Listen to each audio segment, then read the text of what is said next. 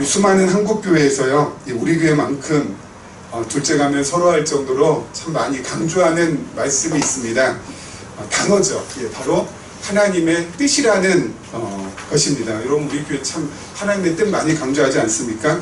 왜냐면은요, 성경을 통하여서 하나님을 우리가 좀 알게 되고 깨닫게 되면은 그 다음으로 나오는 것이 하나님의 뜻입니다. 왜냐하면 하나님을 깨달으면 깨달을수록, 하나님을 알면 알수록 하나님의 뜻이 그 다음 단계에 나와야지 하나님을 설명할 수 있고, 또 하나님을 우리가 더 깊이 알아갈 수 있기 때문에 그렇습니다. 그래서 우리의 삶도 과거 그리고 현재 미래 하나님의 뜻 가운데서 진행되었었고 진행되고 있고 진행될 것이라는 것, 우리의 개인의 삶뿐만 아니라 전 인류의 모든 역사도 하나님께서 과거에 이끌어 오셨고 지금 이끌어 가고 계시고 앞으로 이끌어 가실 것이고요. 우리나라의 역사 뿐만 아니라 모든 인류의 역사, 그렇게 하나님께서 하나님의 뜻 가운데서 진행시킬 것이라는 거, 우리가 성경을 통해서 하나님을 알면 알수록 우리가 더 많이 확인받고 더 많이 알아가는 부분이기도 합니다. 거기에다가요, 그렇기 때문에 우리가 기도할 때도 가장 먼저 내세우는 게 바로 뭡니까? 하나님의 뜻이죠. 그래서 우리의 기도가 하나님의 뜻이 이 땅에 이루어지기를 바라는 삶, 그 자체가 바로 기도라고 했습니다. 그래서 기도가 삶이고 삶이 기도라고 늘 말씀드렸습니다. 그래서 우리가 쉬지 않고 기도하라고 했을 때, 쉬지 않고 기도하는 것은 다른 것이 아니라 우리가 숨쉬는 순간 늘 하나님의 뜻을 생각하고 묵상하고, 그리고 그 뜻이 나의 삶을 통하여서 이루어지기를 바라는 그런 마음을 가지고 살아갈 때 그것이 곧 무엇이 된다고요? 기도가 된다라고 했습니다. 자, 그런데요, 그 하나님의 뜻이 우리 가운데 이루어지는 데 있어서 그 과정에 있어서 몇 가지 특징이 있습니다. 첫째는요, 하나님의 뜻은요,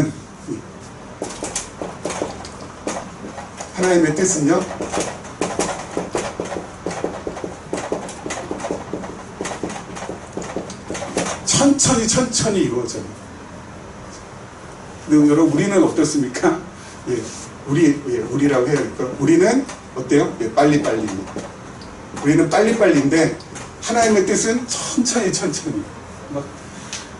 지겨울 정도로 정말 천천히 이루어집니다. 여러분, 하나님께서 아브라함을 75세 때, 75살 때 할 때 오래해서 부르셨잖아요. 그리고 부르실 때 뭐예요? 너를 통해서 모든 민족이 복을 받을 것이고, 그리고 내 모든 후손이 하늘의 별처럼 바다의 모래알처럼 이렇게 번성케 되리라고 하나님께서 약속을 해주셨거든요. 근데 75세 때도 그렇게 만만치 않은 나이인데 불구하고 그렇게 하나님께서 약속하신 그 약속을, 아들을 주신다는 약속은 몇 살 때 이루어지죠? 아브라함이 그야말로 호호 할아버지 전부 다 돼서 이제 곧 하나님 품에 안길 때쯤 돼서, 우리 나이로 하면 이제 100세 때, 그렇죠? 그리고 네 민족을 갖다 번성해 주고, 그래서 너로부터 왕이 나오며, 그래서 이 민족을 통하여 하나님께서 나라를 이루어주겠다는 약속도 아브라함한테 하시잖아요. 아들 이삭은 25년 걸쳐서 하나님께서 천천히 아들을 낳게 해주시고요. 그리고 나라를 이루어주시겠다는 약속은 언제 이루어주세요? 아브라함이 한 주전 1000년 전, 주전 한 2000년 전 사람입니다. 근데 다윗이 왕위에 올릴 때가 주전 1000년이에요. 그러니까 한 몇 년 동안 하나님께서 그 뜻을 이루어 가신 거예요. 1000년. 그렇죠. 하나님 1000년 동안 이루어 가셨어요. 천천히. 근데 우리는 막 그런 거 보면 막 속 터지잖아요. 그렇죠? 아니, 아들 주겠다고 하면은 한 5년 정도만 늦게 줘도 이거 너무 늦지 않나 그러는데 막 10년 되고 15년 되고 20년 되고 25년, 아주 그냥 사람 진을 아주 그냥 다 빼놓을 때까지 하나님께서 어때요? 천천히. 아니, 나라를 이루어 주시겠다 그러면은 적어도 한 100여 년 정도 후 정도 돼도 우리는 어때요? 야, 진짜 늦게 이루어 주신다라고 하는데 100년이 뭐예요? 1000년 후에. 그렇죠? 하나님의 뜻은 천천히. 근데 우리는 빨리. 거기에다가 하나님께서는 그 뜻을 이루어 가실 때 그냥 이루어 가시지 않고 어떻게 해요?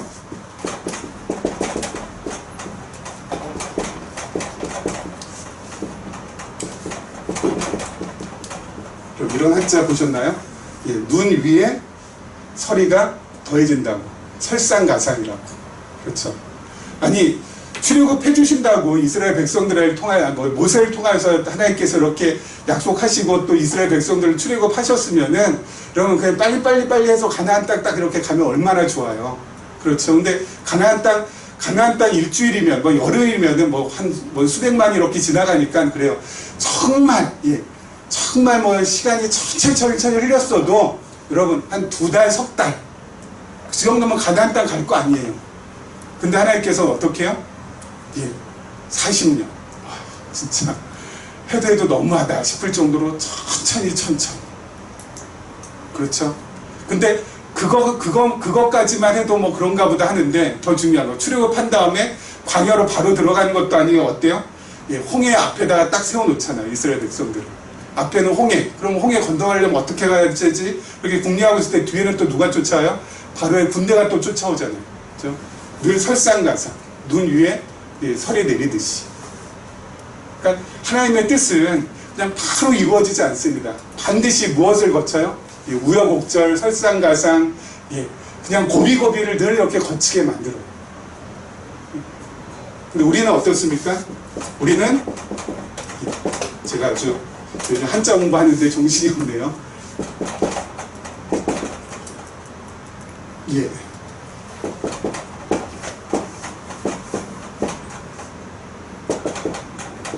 금상첨화라고요. 그렇죠?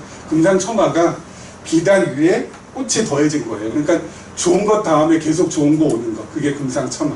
우리는 금상첨화를 갖다가 늘 꿈꾸죠. 그래서 계속 좋은 것 다음에 그 다음에 또 좋은 거, 또 좋은 거. 근데 하나님은 아니죠. 힘들고 그 다음에 어렵고 그 다음에 어때요? 속상하고 그 다음에 답답하고 그 다음에 가슴 터지는 거. 계속 그렇게.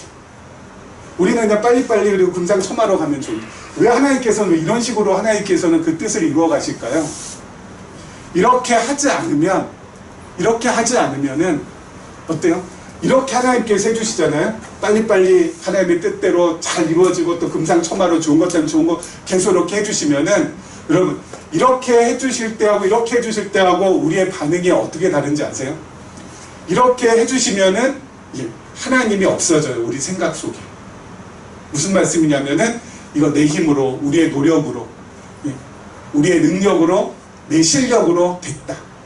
그게 제일 많이 자리 잡죠. 빨리빨리 되고 일이 아주 그냥 수수술 잘 풀리고 그리고 금상첨화처럼 막 좋은 것 때문에 좋은 것도 오고 더 좋은 거 오고 더 훌륭한 거 오고 그러면은 역시 내가 잘나서 역시 우리가 대단한 사람들이어서 우리가 진짜 위대한 미인들이어서 이게 생각나지 하나님이 생각 안 나거든요. 근데 천천히 설상가상 우여곡절 끝에 하나님께서 어떤 일을 갖다가 제일 마지막에는 군리수로 하나님의 뜻은 끝납니다.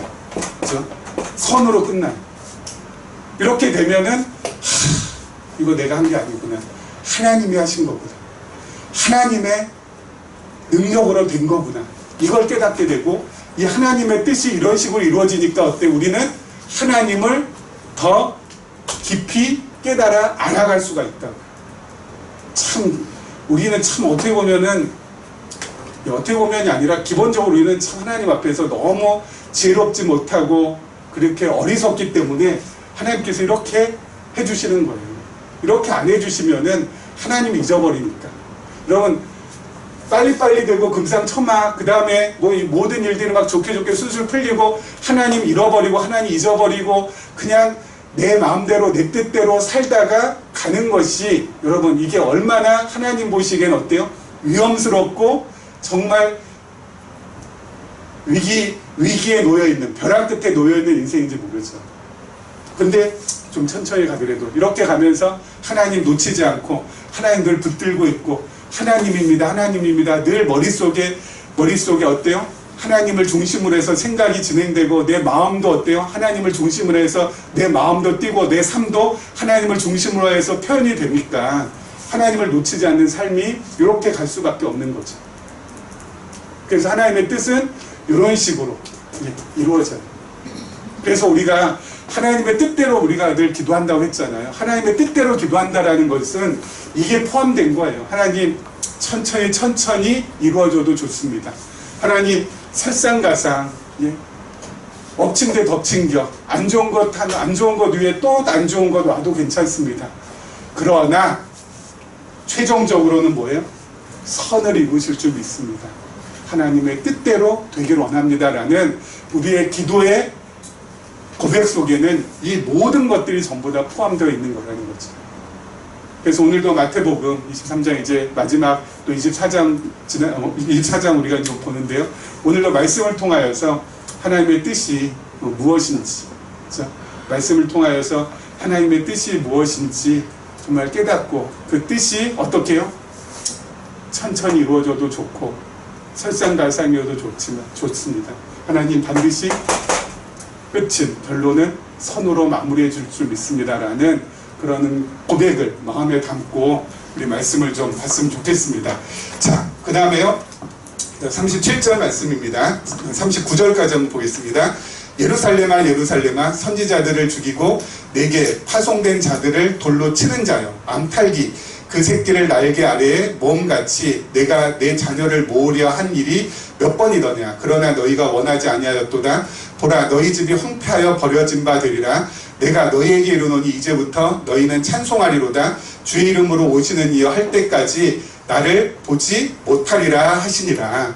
여러분 지금 이제 지난 시간까지는 바리새인들과 서기관들을 우리 주님께서 꾸짖으시고 책망하시면서 어때요? 자기 자신이 그리스도이심을 메시아이심을 갖다가 확인시켜 주셨고요. 이제 오늘부터 다음 주까지는 이제 예언을 통하여서 자신이 메시아 그리스도임을 우리에게 확인시켜 주시는 내용입니다. 여러분 이 구약에 보면은요, 이제 이 땅에 장차 오실 메시아는 뭐예요? 그 사역 중에 하나가 예언 사역이에요. 그래서 예언을 하시게 되어 있어요. 그래서 그리스도는 예언이 가능합니다. 예언이라는 것은 미래의 일을 앞서서 말하는 거잖아요.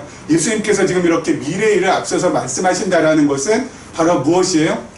예수 그리스도, 예수님께서 바로 메시아 그리스도라는 증거를 지금 하고 계시는 거예요. 그러니까 여러분 이 마태복음의 이 말씀이 계속 우리에게 요구하고 우리에게 지금 말씀하고 계시는 건 뭐라고요? 2000년 전에 이 땅에 온 요셉의 아들로 그리고 목수로 자란 이 예수는 너희들 그냥 사람이 아니라 하나님의 아들이다. 그리스도다. 메시아다. 이것을 꾸준히 우리에게 지금 일깨워주고 우리로 하여금 어때요? 알게 하고 믿게 해주시는 말씀이라는 거. 그래서 우리가 이 말씀을 통하여서 예수가 그리스도가 맞구나. 예수가 그리스도가 맞구나 할 때 그 맞고 나 딱 떨어질 때 뭐예요? 그때 우리 안에 믿음이 생기는 거예요. 그렇죠.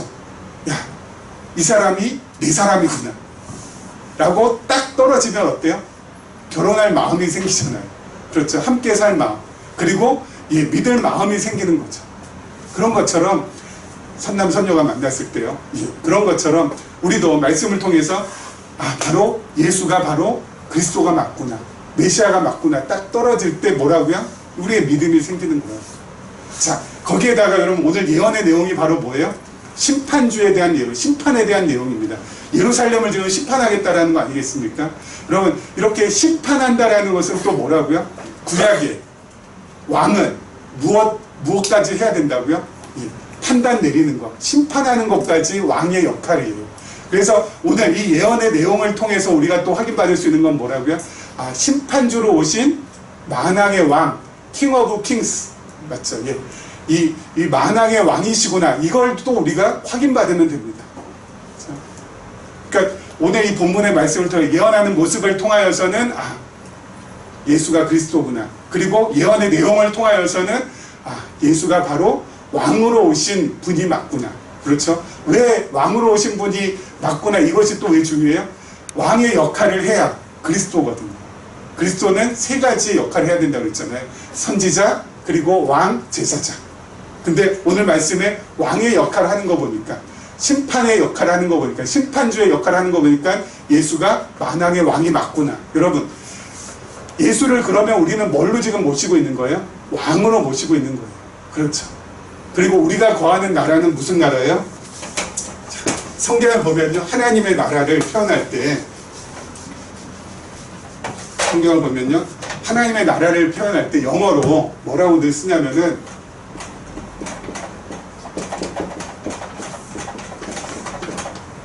이렇게 쓰지 않아요. Republic of God. 하나님 공화국, 그죠? 리퍼블릭이라고 쓰지 않아요. 그럼 뭐라고 쓸까요? 킹덤이라고 써요. 하나님의 나라를 표현할 때는 무조건 킹덤 오브 갓이에요. 왜 킹덤일까요? 여러분, 리퍼블릭하고 킹덤하고 무슨 차이예요? 리퍼블릭은 국민들한테 주권이 있어요. 그렇죠? 왜 근데 리퍼블릭이 국민들한테 주권이 있죠? 국민들한테 주권이 있어서 그 국민이 선출한 어때요? 예, 대통령이든 수상이든 그 사람이 예, 어때요? 이 나라를 통치하게끔 하기 위해서 그게 이제 공화국이잖아요. 근데 하나님의 나라는 킹덤이에요. 킹덤의 주권은 누구한테 있어요? 하나님께 있어요. 국민한테 있지 않고. 과거에 대부분의 나라들, 뭐 세상에 있는 거의 대부분의 나라들이 전부 다 어때요? 킹덤이었잖아요. 근데 세상 나라 왕국에, 그렇죠? 세상 왕국은 그 왕이 너무 부실하고 불안정하니까 어때요? 이렇게 좀 총명한 왕이 됐을 땐 그래도 나라가 어느 정도 돌아가는데 부실하고 그리고 불안정한 왕 됐을 땐 완전히 나라가 어때요? 개판 5분 전 되잖아요. 그러니까 나중에 좀 이제 사람들이 계몽이 되고 이제 좀 더 이렇게 좀 영특해지면서 킹덤이었던 나라들이 전부 다 리퍼블릭으로 바뀌어지잖아요. 우리나라도 그랬죠. 그렇죠? 왜요? 이렇게 왕으로 해서는 이게 너무 불안정하고 그리고 늘 그 왕의 자식이 늘 총명한 자식들만 계속 태어나는데 막 그냥 뭡니까 뭐 광해군이나 뭐 연산군처럼 우리나라 조선 왕조 보면은 희한한 인간들도 막 해가지고 왕해 먹고 하니까 이거 저는 안 되겠다 해가지고 어때요? 그 모든 주권을 왕으로부터 전부 다 뺏어서 국민들한테 전부 다 갔는데 하나님 나라의 왕, 하나님 나라의 왕이신 예수 그리스도는 어때요? 부실하거나 불안전한 왕이 아니에요. 완전 안정되고 완전 실한 왕이기 때문에 그 백성인 우리들은 어때요? 늘 안연하다고. 그래서 우리는 지금 리퍼블릭 오브 코리아에 살고 있지만 그건 현실적이지만 어때요? 영적으로는 킹덤 오브 갓의 백성이에요. 이 나라의 이 ROK의 우리 대한민국의 대통령은 늘 불안정하고 늘 어때요? 처음에는 괜찮았다가 뒤로 갈수록 또 이렇게 막 그냥 힘이 흐지부지 되고 막 이렇게 그냥 늘 어때요? 막 처음에 막 칭송받다가 나중엔 욕먹고 끝나고 칭송받다가 욕먹고 끝나고 지금 그게 지금 계속 되잖아요. 근데 우리의 영적인 더 본질적인 하나님은 그런 것이 전혀 없어요. 영원토록 변함없이 우리를 늘 든든히 안연하게 지켜주시는, 우리는 거기에 속해 있다고요. 그렇죠? 근데 그 왕국의 왕이신 주님께서 지금 누구를 심판하고 계세요? 예루살렘을 심판하고 있어요. 그럼 예루살렘을 지금 예수님께서 왜 심판하고 계세요? 그 두 가지 이유가 있습니다. 첫째, 표면적인 이유는요, 37절에 나와 있죠. 37절에 보면은 예루살렘아 선지자들 죽이고 내게 파송된 자들을 돌로 치는 자여, 암탉이 그 새끼를 날개 아래에 모음같이 내가 내 자녀를 모으려 한 일이 몇 번이더냐. 그러나 너희가 원하지 아니하였도다. 하나님께서 계속 어때요? 이 예루살렘이라는 것은 이스라엘 백성들을 말하는 거죠. 이스라엘 백성들한테 계속 선지자를 보내고, 그리고 또 어떻게 해서인지 하나님께서 어때요? 선지자를 보낼 때마다 이스라엘 백성들을 거절하고 죽이고, 그러다가 나중에는 이제 예수 그리스도까지 자신의 독생자까지 보내지만 그 예수님도 어때요? 이 사람들이 결국 십자가에 못 박잖아요. 그러니까 계속 보냈지만, 그럴 때마다 계속 그들이 거절하고 거부하고 돌로 쳐 죽였지만, 그리고 나중에 십자가에 못 박았지만 하나님께서는 계속 어때요? 그들을 품으려고 했어요. 하지만 계속 거절하니까 결국 어떻게 되는 거예요? 예루살렘이 황폐해진다. 결국 AD 70년에 예루살렘이 로마에 멸망당하거든요. 황폐해진다. 이게 표면적인 이유. 근데 여러분, 이 표면적인 이유만 가지면은 우리에게 주는 교훈이 너무 단순해요. 이스라엘 백성들처럼 어떻게 하면 안 된다? 하나님께서 보낸 종들을 거절하거나 거부해서는 안 된다. 그러면 이 시대에 하나님께서 보낸 종은 누구냐? 목사님이다. 그럼 목사님을 거부하나 거절하면은 어떻게 된다? 황폐된다. 여러분, 이건 완전히 성경을 갖다 어떻게 보는 거예요? 완전히 왜곡해서 보는 거죠. 그러니까 여러분, 표면적인 이유에 집착하면 안 돼요. 표면적인 이유보다 더 중요한 게 뭐라고요? 근본적이고 근원적인 이유가 있어요. 여러분, 이스라엘 백성들이 왜 이 사람들을 선지자들이나 예수님을 거절하고 거부하고 죽이고 못 받고 막 이랬을까요? 이게 더 중요한 거죠. 왜 이 사람들이 이렇게 했을까요? 이게 근원적인 이유. 뭐야? 하나님께서 이스라엘 백성들의 눈을 가리고 귀를 가리셨기 때문에. 아니, 왜 이스라엘 백성들 눈 가리고 귀 가리셨을까요? 그들의 마음을 하나님께서 왜 이렇게 눈 가리고 귀 가리니까 어떻게 돼요? 완악하게 되거든요. 완악하게 되니까 선지자들 죽이고 또 예수님 핍박하고 했던 거 아니에요? 왜 그렇게 하셨을까요? 왜 이스라엘 백성들의 마음을 완악하게 하셨을까요? 완악하게 해야, 이스라엘 백성들의 마음을 완악하게 해야 어때요? 예수 그리스도께서 십자가에 못 박아 죽으실 수 있으니까. 그들이 완악해지지 않으면 예수님을 갖다가 어때요? 십자가에 못 박지 못하잖아요. 나중에 보면 알겠지만 6월절에 예수님과 또 누구요? 강도 바라바 둘 중에 하나 누구 놓아줄까 했을 때 이스라엘 백성들이 마음이 완악해지지 않았다면은 바라바 놔주라고 하면은 예수님 십자가에 달려요, 못 달려요? 예수님 십자가에 못 달리잖아요. 예수님이 십자가에 달리시지 못하면은 하나님의 뜻이 이루어져야 안 이루어져요? 안 이루어지죠. 예수님께서 십자가에 달려 돌아가셔야 우리의 모든 죄짐이 해결이 되잖아요. 근데 돌아가시지 않고 그냥 예수님께서 술을 누리다가 그냥 죽으시면은 이거는 안 되잖아요. 그래서 하나님께서 어떻게 해요? 완악하게 하신 거예요. 여러분, 이게 참 저는 표면적인 이유는 우리가 다 납득해요. 그래, 이것들이 나쁜 짓 했으니까. 그래, 이것들이 아주 못된 짓 했네. 이것들이 하나님의 말씀을 거절했네. 하나님께서 보내신 종들을 갖다가 저렇게 무참하게 죽였네. 그러니까 아주 그냥 벌받아도 싸다 라고 우리는 생각한, 이건 되게 받아들이기 쉬운데 근본적인 이유는 받아들이기가 어려워요. 왜요? 그렇게 하도록 누가 하셨다는 거예요? 하나님께서 하셨다는 거 아니에요. 그래서 저는 이거 받아들이는데 진짜 어려웠어요. 아니, 하나님께서 어떤 그렇게 사람의 마음을 완악하게 하실 수 있는가. 근데 하나님께서 사람의 마음을 완악하게 하실 수 있더라고요, 보니까. 성경에 보니까 바로의 마음도 하나님께서 완악하게 해가지고 이스라엘 백성들이 어때요? 출애굽할 때 계속 못 나가게 해가지고 10장 다 맞은 거 아니겠어요? 그리고 로마에서 보니까 하나님께서 어떤 사람의 마음은 완악하게 하시고 어떤 사람의 마음은 어때요? 부드럽게도 하신다. 그게 전부 다 누구한테 달려있다고요? 하나님께 달려있다고 돼 있더라고요. 근데 그것을 제가 볼 때 그 말씀을 갖다 이렇게 그 말씀을 읽을 때 이거 진짜 받아들이기 어렵거든요. 왜요? 그럼 우리는 뭐예요? 내 마음이 완악해지는 거, 그리고 내 마음이 부드러워지는 거, 이게 다 내 뜻이 아니네? 하나님께서 지금 어떻게 해요? 이게 주물락 하고 계신 거네? 그러니까 이게 저같이 자아가 아주 강한 사람들은 되게 견뎌내기 어렵더라고요. 근데 이 말씀을 계속 곱씹고 하다 보니까 이게 당연하더라고요. 왜요? 그렇게 하지 못하시는 하나님이라면 하나님이 아니죠. 하나님께서 자신의 뜻 가운데 이 세상의 역사와 우리의 개인의 역사를 이끌어 가신다고 하시는데, 우리 세상의 역사도 그렇고 우리 개인의 역사도 그렇고 어때요? 우리의 개인의 역사는 어때요? 우리의 마음이 완악해질 때도 있고 부드러워질 때도 있고, 이것을 통하여서 어때요? 우리가 그러한 삶을 한번 살아봐야 이게 진짜 모든 게 하나님의 뜻대로 되었구나 깨닫게 되는 거고, 인류의 역사도 마찬가지죠. 전쟁, 평화 전부 다 하나님께서 어때요? 붙잡고 계실 때는 평화가 오고 놓으실 때는 전쟁이 일어나고. 일본이 지금 무역전쟁 지금 해왔잖아요. 저 아베는 왜 저럴까. 그래서 아베가 뭐 우리 나라를 갖다가 어때요? 일본을 갖다 따라오지 못하게 하기 위해서 아주 비열한 수단과 방법을 우리를 갖다 지금 새롭게 하는 거구나, 그렇게 생각할 수 있죠. 표면적인 이유는 그렇지만 여러분, 근본적인 이유는 뭐예요? 하나님께서 아베의 마음을 완악하게 하시니까. 왜 완악하게 하실까? 우리나라 고통을 좀 주시려고. 왜 고통 주시려고 할까? 깨달아야만 되는 무엇이 있으니까. 그렇죠? 그럼 좀 지나봐야 알겠지만 깨달아야 될 뭔가가 있으니까. 우리가 그동안 너무 교만하진 않았는지, 우리가 너무 우쭐거리진 않았는지, 그렇죠? 뭔가 있으니까.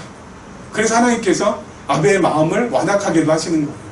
그럼 그 아베의 마음이 완악했다가 또 풀어지면 그것도 누가 하시는 거예요? 하나님께서 하시는 거예요. 우리가 깨달았으면은 됐겠구나 해서 또 풀어가기도 하시고, 하나님 손에 다 달린 거예요, 여러분. 트럼프의 마음, 원래 그래. 그게 아니라 하나님께서 주물락 하는 거라고요. 우리들도 마찬가지. 우리들도 마찬가지. 여러분, 그렇기 때문에 이 모든 것이 전부 다 뭐예요? 하나님의 뜻대로 전부 다 진행되기 때문에 우리 지난 시간에 말씀드렸잖아요. 우리가 그 능력이 많으신 하나님 앞에서 우리의 모든 염려와 걱정과 근심을 어떻게 할 수 있다고요? 맡겨드릴 수 있다고요. 왜요? 전지하시고 전능하신 분한테 다 맡기는 거예요. 우리는 어때요? 무지하고 무능하니까 우리의 문제, 우리의 염려, 우리의 걱정을 단 하나라도, 아니 하나가 아니라 정말 반의 반개라도 우리는 해결할 능력이 없으니까. 부모 문제를 우리가 해결할 수 있나요? 자식 문제를 우리가 해결할 수 있나요? 내가 지금 먹고 사는 문제를 해결할 수 있나요? 우리는 아무것도 못하니까. 무지하고 무능하니까 전지하고 전능하신 하나님께 전부 다 뭐 한다고요? 테스트한다고 지난 시간에 말씀드렸잖아요. 전부 다 던져버린다고, 맡겨드린다고. 그리고 우리는 어떻게 하면 된다고요? 죽이시든 살리시든 가난하게 하시든 부욕해 하시든 병약하게 하시든 건강하게 하시든 하나님 마음대로 하십시오 하고 하나님께 다 이거 그게 바로 맡겨드리는 거라고. 그래야 우리 마음이 어때요? 좀 편해질 수 있어요. 그래야 우리 마음이 좀 안연해질 수 있다고요. 여러분, 우리 마음이 좀 평안해질 수 있다고요. 여러분, 마음이 평안해지고 안연해지고 그리고 마음의 이것이 이 평심을 찾는다는 이것은요, 나 자신으로 하여금 어때요? 나의 삶을 포기하게 하는 것이 아니라 더 기쁘고 더 즐겁고 더 어때요? 행복하게 만들어 갈 수 있는 지름길이 된다고요. 그렇게 돼야 어때요? 이게 역동적으로 살아갈 수 있다고요. 하나님께 다 맡겼으니까 그냥 내 편을 치고 그냥 이렇게 그냥 개쎄라 될 대로 되라 이러면서 그냥 삶을 포기하는 것이 아니라 다 맡겨드렸으니까 편안하잖아요. 편하니까 어때요? 마음이 가볍잖아요. 마음이 가벼우니까 기쁨이 깃들고 즐거움이 깃들고 행복이 깃들게 되니까 그 다음에 뭐예요? 뭔가 하고 싶은 마음이 생겨요. 뭐 하고 싶을까요? 다 내 어려운 거, 근심되는 거, 염전에 처음에 맡겼으니까 그 다음에 내가 뭐 하고 싶을까요? 이제는 보이지 않았던 이웃이 보이게 되고요. 희생의 희자도 몰랐던 내가 희생이라는 것을 하게 되고요. 그러면서 어때요? 내 삶을 그렇게 또 살아가요. 그렇게 살아갈 때 또 어때요? 더 큰 은혜와 더 큰 하나님의 사랑이 내 안에 또 임하게 되거든요. 그러면 또 어때요? 더 큰 이웃사랑과 더 큰 희생과 더 큰 헌신을 또 하게 된다고요. 예수 그리스도를 믿는 사람은 이렇게 살아간다니까, 이렇게. 그리고 뭐 전부 다 맡기는 건 다 누가요? 주님께서. 삼시세끼 주님께서 뭐 알아서 다 해결해 주시고, 오늘 굶게 하시면 굶으면 되는 거고, 고깃국에 흰밥 먹게 하시면 고깃국에 흰밥 먹으면 되는 거고, 그러면서 가면 되는 거고. 근데 그게 아니라 그냥 어떻게 썼든지 그냥 어디 갔어요? 좋은데 금상첨화를 한번 누려보려고 내가 그냥 발버둥치고 내가 그냥 애쓰고 막 그냥 하니까 하나님을 잊어버리게 된다고. 하나님 우리 생각과 마음속에 하나님이 딱 없어지면 그때부터는 뭐예요? 혹시 지옥이라고 아시나요? 그게 바로 지옥이죠. 자, 계속해서 한번 보죠. 그 다음, 예수께서 성전에서 나와서 가실 때 제자들이 성전 건물들을 가리켜 보이려고 나오니 대답하여 이르시되 너희가 이 모든 것을 보지 못하느냐? 내가 진실로 너희에게 이르노니 돌 하나도 돌 위에 남지 않고 다 무너뜨려지리라. 예수께서 감람산 위에 앉으셨을 때 제자들이 조용히 와서 이르되 우리에게 이르소서 어느 때 이런 일이 있겠사오며 또 주의 임하심과 세상 끝에는 무슨 징조가 있사오리이까. 참, 예수님께서 지금 성전과 관계된 말씀하시는데요. 성전을 지금 어떻게 하신다는 거예요? 돌 위에 돌 하나도 남지 않고 전부 다 어떻게 하신다는 거예요? 다 무너뜨리겠다고 하시는데, 여러분, 이스라엘 백성들에게 서 성전이라는 것은 그럼 우리가 생각하는 뭐하고 이게 비견될 수 있을까요? 아무튼 이스라엘 백성들에게 있어서 성전은 생명과도 같아요. 여러분, 다윗이 시편에 뭐라고 했어요? 주의 궁정, 성전에서 하루 있는 것이 다른 곳에서 첫날 있는 것보다 어때요? 훨씬 좋다고. 그러면서 다윗은 왕인데도 불구하고 자신이 뭐 하겠다는 거예요? 성전에 문지게 하는 게 나는 참 더 좋다고. 왕국에 거하는 것보다 성전 문지게 하는 것이 더 좋다고 할 정도로 어때요? 이스라엘 백성들에게 성전이라는 것은 그야말로 목숨, 생명 똑같은 거예요. 그래서 이스라엘 백성들이 바벨론 포로 70년 포로에서 어때요? 해방되어서 노임받아서 이 예루살렘에 처음 왔을 때 가장 먼저 무엇을 했어요? 가장 먼저 한 것이 뭐예요? 예루살렘 성전 기초 작업부터 했잖아요. 그렇죠. 오면은 자기들 집도 만들고 또 이렇게 농사 지을 것도 준비하고 해야 되는데 가장 먼저 한 것이 이스라엘 백성들이 성전 기초 작업 하는데 다 동원돼 가지고 성전 집에 놓는 것에 전부 다 정신 없었다니까요. 왜요? 성전이 그렇게 소중했으니까. 여러분, 지금 예수님 당시에 헤롯 대왕이라는 사람이 이스라엘을 지금 다스리고 있었어요. 근데 이 헤롯이라는 이 사람은요, 유대인이 아니에요. 이방인이에요. 에돔 사람, 이돔의 사람이거든요. 여러분 놀랍지 않아요? 에돔 사람, 그러니까 에서의 후손이죠. 이 이방 사람이거든요. 이스라엘 볼 때는 제가 늘 말씀드렸죠. 이스라엘 백성들이 이방인들 볼 때는 어떻게 본다고요? 개나 돼지 취급한다고 그랬죠. 짐승처럼. 근데 어떻게 그 사람의 지배를 받고 이스라엘 백성들이 살 수 있어요? 말도 안 되는 거잖아요. 근데 이 사람이 이스라엘을 지배할 수 있는 가장 중요한 원인이 됐던 게 뭐냐면은 이 에돔 사람 헤롯은 건축술에 되게 능했어요. 그래서 예루살렘 성전을 지금 36년 동안이나 새로 어때요? 증축하고 재건축하고 있어요. 진짜 웅장하고 화려하게. 거기에 이스라엘 백성들 다 꿈뻑 녹아난 거예요. 그러니까 야, 성전을 저렇게 멋지게 건축하고 화려하게 저렇게 건축하는 저 사람을 보니까 저 사람이 왕삼을 만하다는 거예요. 그래서 이방 사람이 헤롯이 지금 왕노릇 하고 있는 거라고요. 그러니까 그럴 정도로 이스라엘 백성들이 성전에 대해서는 어때요? 목숨처럼 생명처럼 여긴다. 근데 그 성전이 어떻게 된다는 거예요? 돌 위에 돌 하나 남지 않고 다 무너진다는 거 아니겠어요? 여러분, 이건 진짜 제자들이 들 때 정말 충격적인 말씀이죠. 왜 근데 성전이 무너질까요? 성전 무너지는 가장 중요한 이유 두 가지가 있어요. 첫째는 새로운 시대가 이제 온다라는 겁니다. 여러분, 구약 성경은 예수님 오시기 전 구약은, 그래요, 구약이고 예수님 오신 다음에 신약이잖아요. 그럼 구약은 전부 다 뭐예요? 모형이고 그림자. 그렇죠? 무엇에 대한? 실체에 대한. 그 실체가 바로 뭐예요? 이 신약인데 그 실체가 예수 그리스도거든요. 예수 그리스도에 대한 모형이고 그림자예요. 성전도 뭐예요? 예수님에 대한 모형이자 그림자라고요. 이게 진짜가 아니라 여기가 진짜라고요.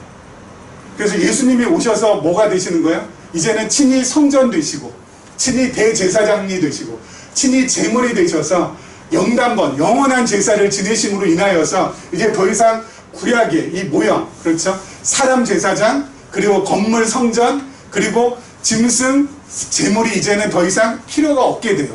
예수 그리스도께서 실체로서 모든 것을 전부 다 이루셨기 때문에.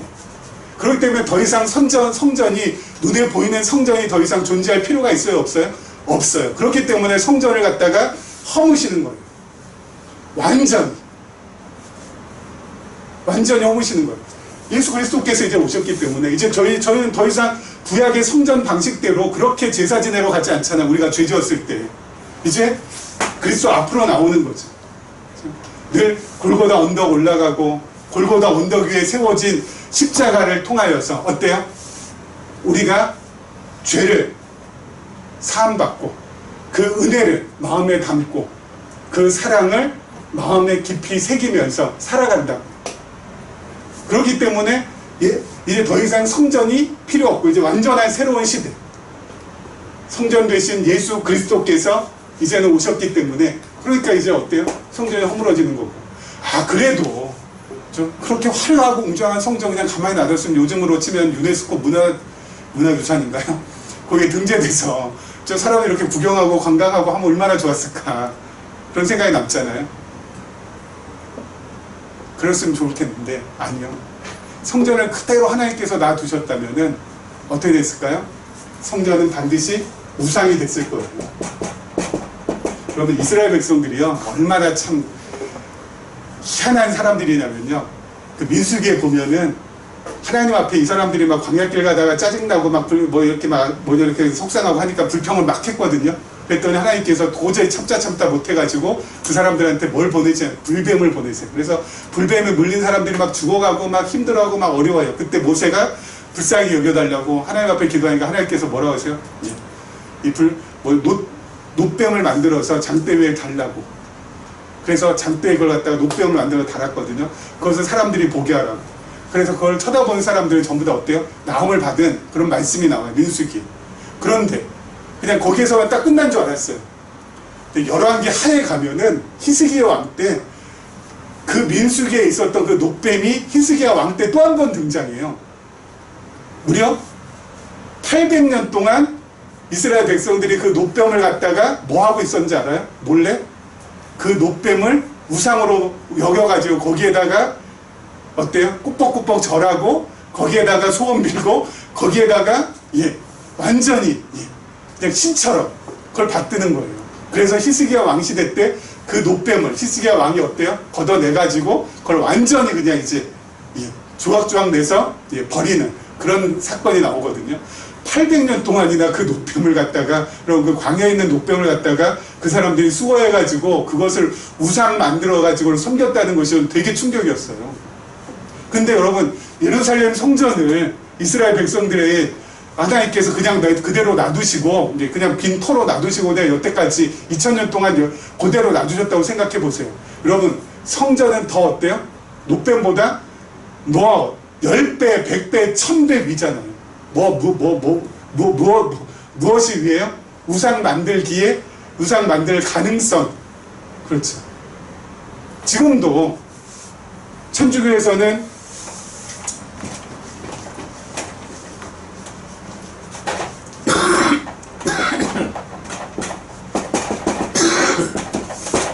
성당이라고 하잖아요.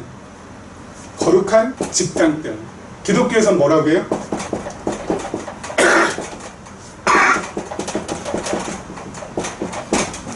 성전이라고 하잖아요. 이것도 집전자예요. 거룩한 집. 성당, 성전 해가지고 전부 다 어때요? 건물을 우상화하잖아요. 여러분, 지금 거룩한 게 뭐가 있어요? 예? 콘크리트 건물, 돌 건물이 뭐가 거룩해요? 안 그래요? 성당도 아니고요, 성전도 아니에요. 지금 거룩하신 분은 하나님을 섬기는 그의 자녀들은 우리만 거룩한 거지, 무슨 이런 돌 건물이 아무리 뭐 화려한 대리석으로 졌고 뭐 수천억 뭡니까 막 수조원을 갖다 들여서 건물 진 거, 이게 어떻게 성전이 되고 성당이 될 수 있냐고요. 사람들 다 현혹시키는 거예요. 그렇죠? 여러분, 하나님께서 받으시는 건 뭐예요? 지금 하나님께서 받으시는 것, 예수 그리스도를 믿고 있는 우리를 받으시는 거잖아요. 그렇죠. 하나님께서 무슨 이 우주에 우주의 이 지구 이 조그만 거, 진짜 이 조각만한 거, 그 가운데서 더 조그만 이 건물대기 하나 없어갖고 하나님께서 그 건물 받으시겠어요? 그런다고 해서 무슨 봉헌을 한다 뭘 한다 하는데 뭘 건물을 누구한테 바치긴요. 말도 안 되는 거예요. 우리 바치는 거죠. 우리 자신을. 거룩한 우리를 바치는 거. 우리도 사실 거룩한 것도 아니잖아. 우리 얼마나 죄투성이에요. 근데 우리가 바칠 수 있는 거, 하나님 앞에 우리 드릴 수 있는 근거가 되는 건 뭐예요? 우리 안에 예수 그리스도의 피가 있기 때문에, 예수 그리스도의 은혜가 있기 때문에, 예수 그리스도 때문에 우리를 받으시는 것이지. 막 그런 거 보면 좀 속상하더라고요. 여러분, 절대 속지 마세요. 성당도 아니고요, 성전도 아니에요. 여러분과 우리들이 그냥 거룩한 무리예요. 그래서 뭐만 있어요? 성도만 있다고요. 성도. 거룩한 무리도. 거룩한 무리들만 있을 뿐이지 성전도 없고요, 성당도 없어요. 그래서 이렇게 이제 좀 편하게 우리 좀 지내자고요. 편하게. 어디에 매이지 말고. 어디에 매이지 말고, 이런 데 매이지 말고, 막 가서 그냥 엄청 큰, 막 그냥, 막 건물 보면서 그냥 화려해가지고 그냥 이렇게 눈이 막 뒤집어지고 그러지 말자고요. 우리가 거룩해, 우리가. 그렇죠? 마지막으로 요거 하고 마치도록 할게요. 자, 그 다음에 그래서 여러분 이거 성전, 성당 우상하면 안 된다고요? 절대 이걸 우상시 여기면 안 돼요. 이거 우리가 섬겨야 될 것이 아니에요. 우리가 섬겨야 될 것은 누구밖에 없어요? 눈에 보이지 아니하시는 성전 누구요? 예수 그리스도밖에 없어요. 그걸 꼭 기억해 주시기 바랍니다. 자, 그 다음에 요거 하고 마무리 짓게요. 오늘 8절까지만 보겠습니다. 예수께서 대답하여 이르시되 너희가 사람의 미혹을 받지 않도록 주의하라. 많은 사람이 내 이름으로 와서 이르되 나는 그리스도라 하여 많은 사람을 미혹하리라. 난리와 난리 소문을 듣겠으나 너희는 삼가 두려워하지 말라. 이런 일이 있어야 하되 아직 끝이 아니니라. 민족이 민족을 나라가 나라를 대적하여 일어나겠고 곳곳에 기운과 지진이 있으리니 이 모든 것은 재난의 시작이니라. 자, 여러분 이것도 이 24장이죠. 24장 돌아서 하신 이 말씀도요. 우리가 이 시간은 없고 할 것 많고 종말에 대한 것, 예수님께서 오셔서 성경에 기록되어 있는 종말에 대한 것은요, 아까 말씀드렸죠. 주후 70년 예루살렘이 망하기 전 요때 사건, 요때 일어날 일 하고요. 그리고 지금은 무슨 시대라고요? 지금 이방인들이 지금 구원받는 시대죠. 이방인 구원받는 시대고, 그리고 나서 유대인들이 이제 구원받겠죠. 유대인 구원의 시대가 이제 앞으로 올 것이고, 그 다음에 예수님께서 요때 재림하신다고요. 이방인 구원이 끝나면. 그래서 요때 벌어질 일, 그리고 예수님 오신 다음에 천년왕국 끝나고, 그리고 나서 이제 마지막 이 심판대에서 이제 벌어질 일이 있는데, 주로 성경에서 기록된 말씀들은 예루살렘이 무너지기 전 요때하고, 그리고 유대인 구원받고 예수님 오시는 요때, 그렇죠? 요때 이후에 대부분 종말에 대한 말씀이에요. 지금 우리 어디 살고 있다고요? 여기 어딘가 지금 살고 있잖아요. 그렇죠? 지금은 어때요? 아직 아니라고요, 종말이. 지금 오늘 하시는 말씀도 제자들을 물어봤잖아요. 도대체 그러면은 성전이 언제 무너지겠습니까? 그렇죠. 성전 무너질 때가 언제입니까? 예루살렘 멸망할 때가 언제입니까? 그러니까 예수님께서 지금 예루살렘 멸망하기 직전 요때 일어날 일을 지금 말씀하시는 것이지, 지금 이 시대에 2019년 살고 있는 이 시대에 지금 어때요? 곧 있으면 종말이 와가지고 우리가 막 그냥 해야 된다. 이렇게 해서 이렇게 저렇게 해서 이 종말이 오니까 다 재산 전부 다 교회다 바치고 우리 다 같이 가서 뭐 피지나 이런 데서 막 공동체 생활해야 된다. 이런 것에 속지 말라고요. 아직 종말 안 와요. 아니 어떻게 그렇게 자신 있을까? 아직 유대인들이 아직 예수 그리스도를 아직 인정하지 않잖아요. 지금 팔레스타인 이스라엘 땅에 예수 그리스도를 믿는 유태인들이요 0.0001%밖에 안 돼요. 이 사람들이 어때요? 구원 받고 나서 종말이 온다니까요. 그리고 지금 말씀하는 것은 예루살렘 성전 무너지기 전에 지금 하시는 말씀이에요. 주로 어때요? 종교적인 혼란이 온다. 그 다음에 또 뭐가 와요? 자연재해가 온다. 그리고 또 어때요? 자연재해 오고 종교적인 혼란 오고 또 어때요? 전쟁이 일어난다. 정치적인 혼란이 온다. 그래서 언뜻 보면 지금 상황하고도 비슷하잖아요. 지금 막 종교적으로 혼란이 오고, 그리고 막 정치적으로 혼란이 오고, 막 자연재해 일어나고 하니까 지금 막 종말인 줄 알고 막 사람들을 갖다가 정말 언변이 좋은 교회 지도자가 나서가지고 지금 종말입니다. 여러분, 앞으로 이제 종말의 때가 왔습니다. 하면 전부 다 어때요? 오싹해가지고 거기에 다 어때요? 이렇게 휘둘리고 저렇게 휘둘려가지고 그냥 가산 탕진하지 마시라니까요. 아직 종말 아니에요. 그렇죠. 그리고 종말이 온다라는 건 예수님께서 14절에 어때요?